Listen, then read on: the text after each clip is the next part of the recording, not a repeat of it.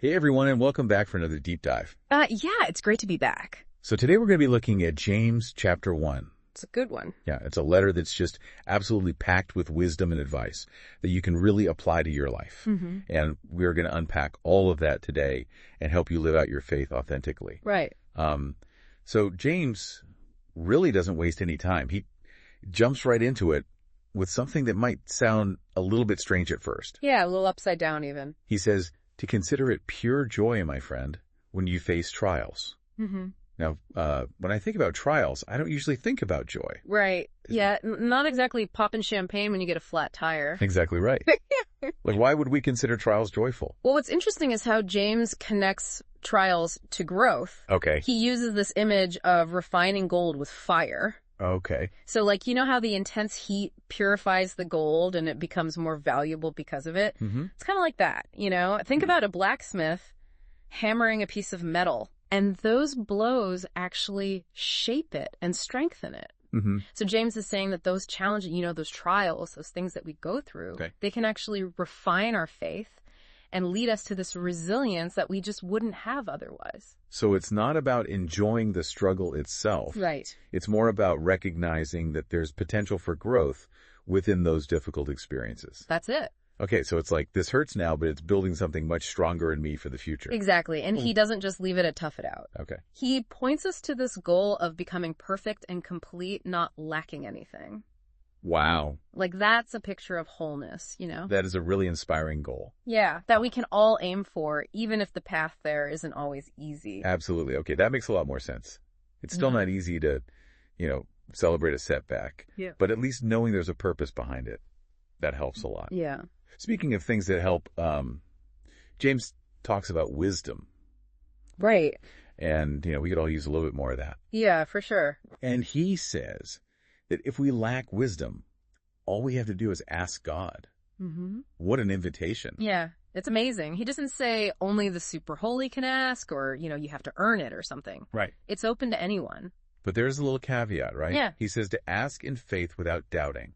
Yes. What happens if you ask God for something, but you're full of doubt? Well, he has a pretty vivid analogy for that. Okay. He compares the doubter to a wave in the ocean just being tossed around by the wind, never stable. Okay. Imagine trying to build something on that wave. Yeah. It wouldn't last very long. Right. He's saying that doubt creates this inner turmoil that can block us from receiving what we're seeking. So it's like trying to receive a radio signal. Yeah. With tons of static. Mm-hmm. The message can't get through. That's right. So to receive anything from God, we have to come to him with a heart that is confident and trusting. Absolutely. Now, here's where James takes a turn that might surprise you. Okay. He starts talking about wealth and poverty. But he kind of flips the script on how we usually view those things. Right. This part threw me off at first because he says that, the person who is humble in means should actually be proud of their high position. Yeah. And the rich should boast about being humbled. Mm-hmm. That's definitely not a message you hear very often, especially in today's world. No, it goes against our cultural norms for sure. Absolutely. But look at how he explains this. He compares wealth to a wildflower. Okay. It's beautiful for a short time, but it quickly withers away in the heat. That's true. He's reminding us that those material riches are fleeting and don't actually define our true worth. It really makes you think about, those things that we're always chasing. Mm-hmm. The bigger house, the fancy car, the latest gadgets. Right. What if those things aren't actually the real prize? Exactly. James is pointing us to a different kind of wealth. Okay. The kind that comes from spiritual growth and character. Okay. That's what endures even when the wildflowers fade away. That makes a lot of sense. And honestly, it's kind of freeing to think about it like that. Right. You don't have to get caught up in this endless pursuit of stuff. Uh-huh. There's true value that's found in something much deeper. Yes.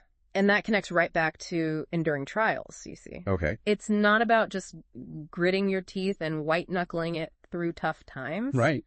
It's about recognizing that those challenges can actually forge something precious within us. A resilience, a depth of character that wouldn't exist otherwise. Okay, so we've talked about facing trials, finding wisdom, and now we're redefining wealth. Right. And now James tackles something that hits home for all of us, I think. Mm-hmm. Temptation. Yeah. He comes right out and says, don't blame God when you're tempted. Mm-hmm. He's clear that temptation comes from our own desires, not from God. So that puts the responsibility on us. Yes, squarely on our shoulders. He describes this process where, desire turns into sin and then ultimately leads to death. It is a sobering reality check. Yeah, for sure. But notice he doesn't leave us there. Right. He immediately contrasts that with the source of everything good. Okay. Reminding us that every good and perfect gift comes from above. Mm-hmm. He calls God the Father of lights. Right. Emphasizing that unlike, the fleeting things of this world, God is unchanging and constant. It's like he's saying, hey, I know you feel pulled in a million directions. Yeah. But remember where the good stuff truly comes from. Precisely. And recognizing that, recognizing God as the source of good can help us make wiser choices when we are faced with those tempting desires. And speaking of wise choices, James offers some very practical advice about how we interact with each other. He tells us to be quick to listen, slow to speak, slow to anger.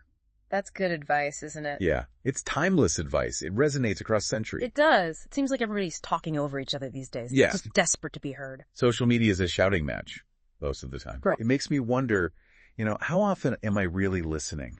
Yeah. Or am I just waiting for my turn to jump in and say my piece? That's a good question for all of us to consider. And James connects that directly to the idea that uncontrolled anger doesn't achieve anything good, especially not God's righteousness. Right. So it's not even just about, being polite or something. It's about recognizing the power of our words and using them to build others up, not tear them down. Exactly. And, this leads right into another crucial point. Okay. The difference between just hearing a message and actually living it out. He uses this really striking analogy of someone looking in a mirror and then immediately forgetting what they saw. Right.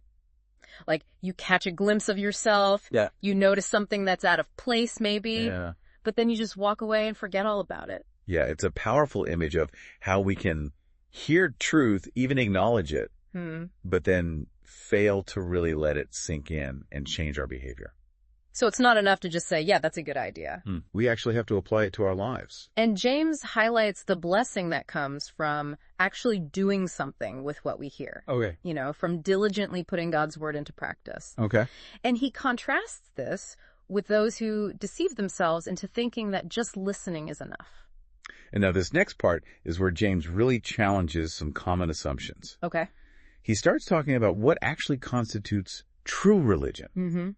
And he doesn't define it the way many might expect. Right. He doesn't focus on rituals or ceremonies or theological debates or anything like that. Nope. Instead, he boils it down to two things. Okay. Caring for the vulnerable, especially orphans and widows. Right. And remaining unstained by the world. Okay. Now, those two things might seem unrelated. Yeah. But they actually speak to the core of what it means to live out our faith authentically. Absolutely. Caring for the vulnerable demonstrates compassion. Yes. It shows a willingness to put other people's needs before our own. It's about actively seeking justice and mercy in a world that can often be pretty harsh. And remaining unstained by the world, that's a tough one. It is. It's like walking through mud and trying not to get dirty. Right. How do we even begin to do that? Well, I think it starts with recognizing the influences that are constantly trying to pull us away from God's values. Okay. It's about being discerning and choosing what we allow into our minds and our hearts. It's like having a filter on your email inbox. Yeah. Blocking the spam. And only letting in those messages that are actually important. Exactly. It's about prioritizing those things that align with our faith. Yes. Even when they might be unpopular or countercultural. And that actually connects back to something we discussed earlier. Okay. The fleeting nature of worldly wealth. Yes. And the importance of seeking those true riches that endure. It's all part of the same tapestry. It is. James is presenting this holistic vision of faith. Right. That encompasses our thoughts, our words, and our actions. And it's a vision that calls us to live in a way that honors God and reflects his character. This has been an incredible deep dive so far into James chapter 1. It really has. But before we move on to part 2, I want to leave you with a question. Okay. Think about the areas we've talked about today. Facing trials, seeking wisdom. Yeah.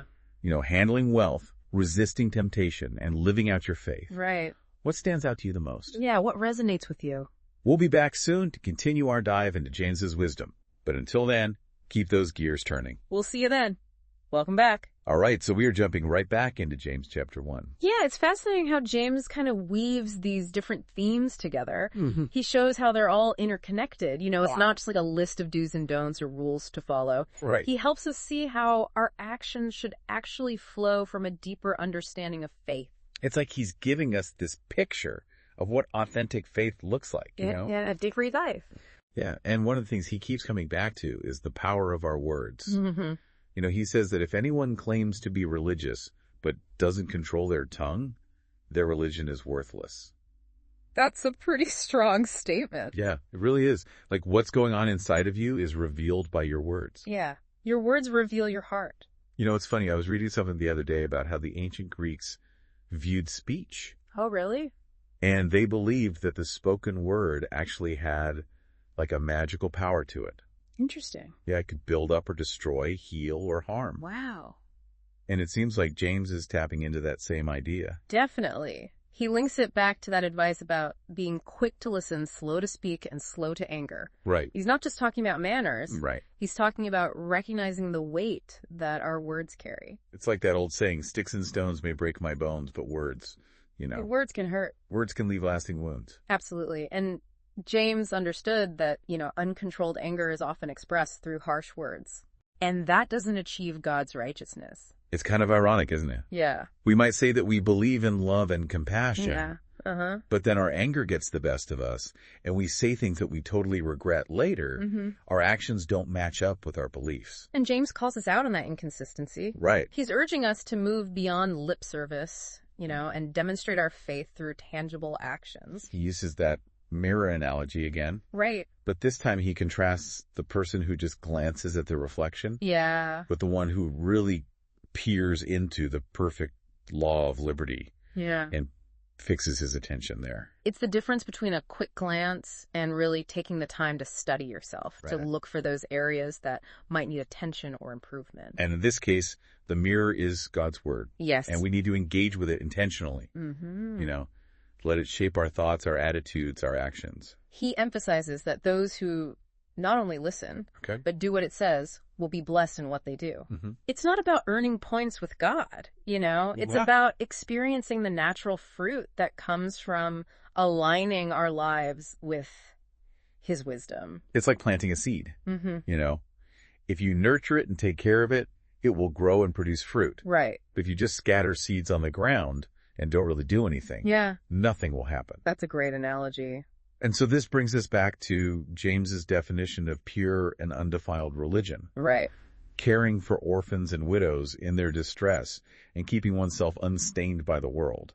Yeah, those two things might seem unrelated at first. Right. But they actually speak to the core of what it means to live out our faith authentically. Absolutely. Caring for the vulnerable shows true compassion. Yes. It's about going out of our way to meet the needs of those who are often overlooked. It's about seeking justice and showing mercy. And then keeping ourselves unstained from the world. Man, that's a tough one. It is. It's like trying to walk through mud without getting dirty.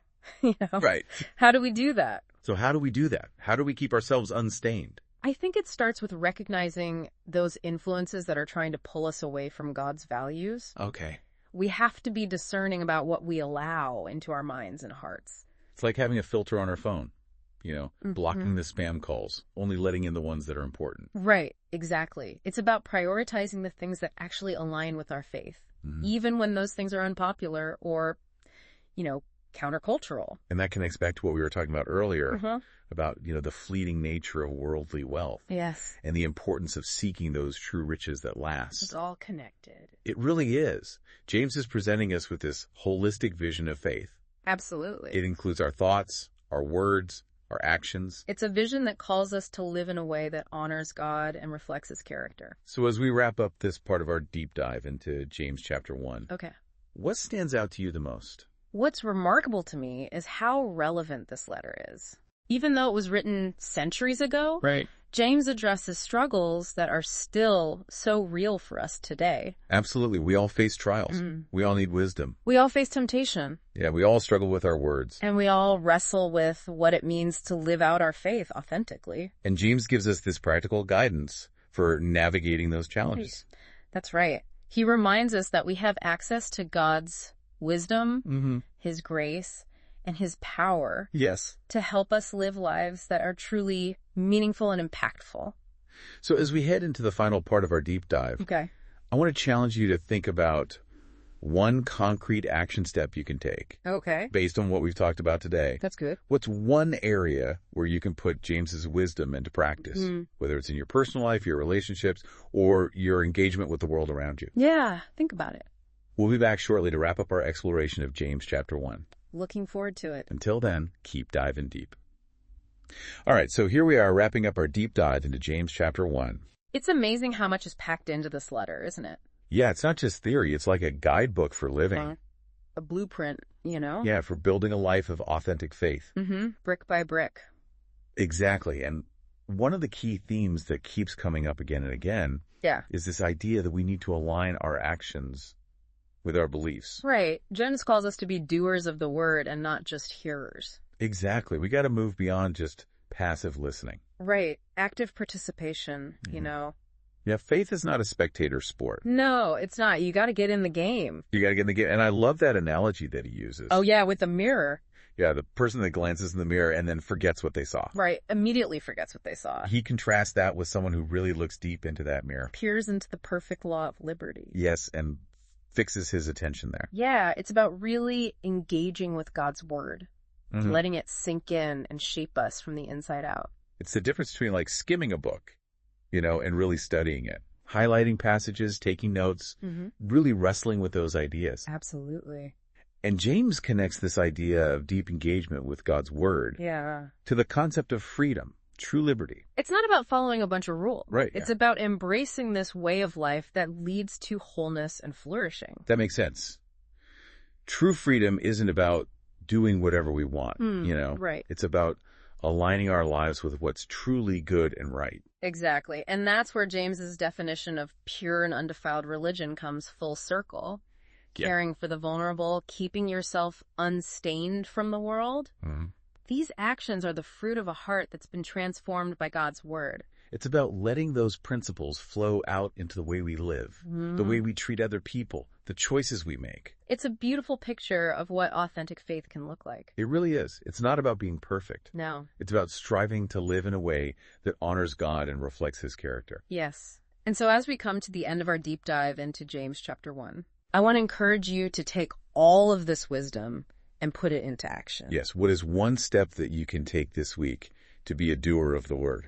Right. Not just a hearer. Not just a hearer. Yeah. Maybe it's reaching out to someone in need. Yeah. Or choosing to encourage someone rather than criticize them. Or maybe it's just taking some time to be quiet and listen to what God might be saying to you. That's a good one. Whatever it is, I believe that you can make a difference. Me too. Keep diving deep into God's word, and we'll see you next time for another deep dive.